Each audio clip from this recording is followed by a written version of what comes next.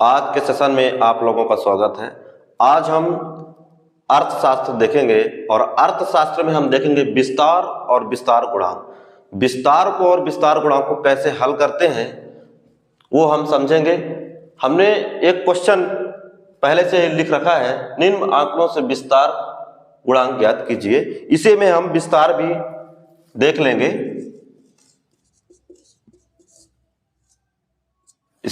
इसके लिए कोई अलग से सवाल हम नहीं लेंगे। इसी में हम विस्तार गुणांक और विस्तार देख लेंगे यही आंकड़ों में। तो हम सबसे पहले बात कर लेते हैं कि विस्तार के सूत्र क्या होती है और वो सूत्र कैसे तैयार होता है और विस्तार गुणांक कैसे सूत्र तैयार करता है अपने आप में, वो भी हम देख लेते हैं।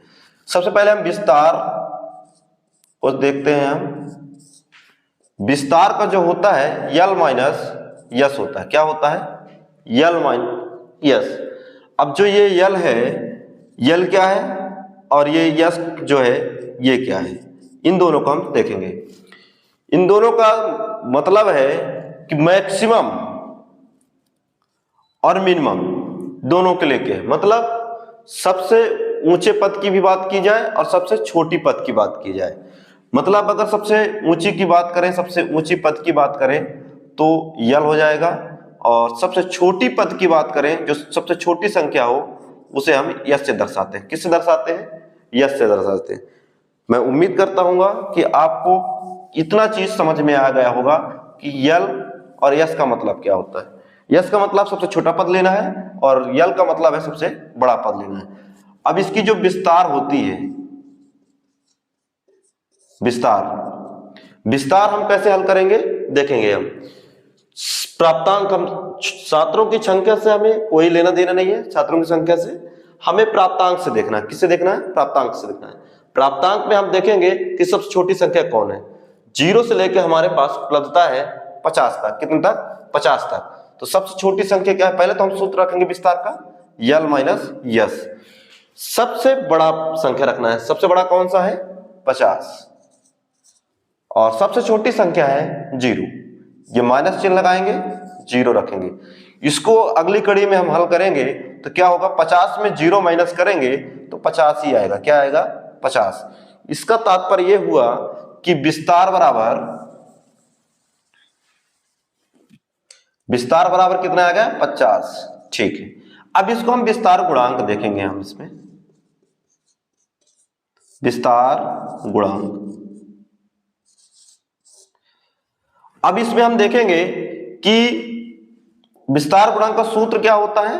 तो देखेंगे यल माइनस यस बटे यल प्लस यस, ये सूत्र होता है।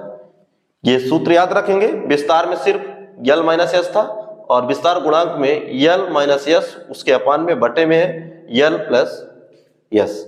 अब याद रखेंगे सूत्र जो है, आप याद रखेंगे और इस सूत्र में हम हल करेंगे विस्तार गुणांक। विस्तार गुणांक को हम हल करेंगे तो यल बराबर हमारा कितना था? सबसे बड़ा पद 50। इसमें माइनस का चिन्ह लगाएंगे, सबसे छोटी संख्या 0, बटे में लिखेंगे यल का मान क्या था? 50, प्लस करेंगे यस का मान कितना था? 0। ठीक। इसको हम आगे हल करेंगे तो 50 से 0 माइनस करेंगे तो कितना आएगा? 50। करेक्ट। 50 में 0 जोड़ेंगे तो कितना आएगा? 50। ठीक। 50 में देखेंगे भाग चला जाएगा, 50 से कम 50, 50 से कम 50। हम यहां 0 नहीं कह सकते क्योंकि हम जो है अगर ऐसे भाग करके भी देखेंगे तो 50 से कम 50 हम कह सकते हैं। मतलब भाग चली गई, एक बार गई, लेकिन तो यहां हम 0 नहीं रखेंगे क्योंकि 0 जैसे ही हम रखते हैं वैसे ही हमारा आंसर गलत हो जाता है। क्योंकि मैंने देखा है कि 0 रखने वालों की आंसर गलत हो जाएगी, क्योंकि 0 किस कंडीशन में होती है वो आप जानते हैं। तो यहां पे 1 आएगा। कितना आएगा? 1 आएगा। तो हम लिखेंगे इसको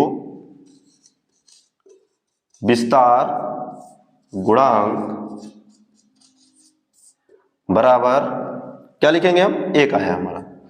तो हम इस आंकड़े के आधार पर हम बता रहे हैं कि विस्तार जो है हमारा 50 है और इसी आंकड़े के आधार पर हम बता रहे हैं विस्तार गुणांक हमारा क्या है?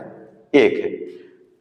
तो ये आपको समझ में आया होगा कि ये कितना सरल सवाल है और कितने अच्छे से समझ में आ सकता है। बहुत छोटा सवाल है और बहुत अच्छे तरीके से समझा जा सकता है।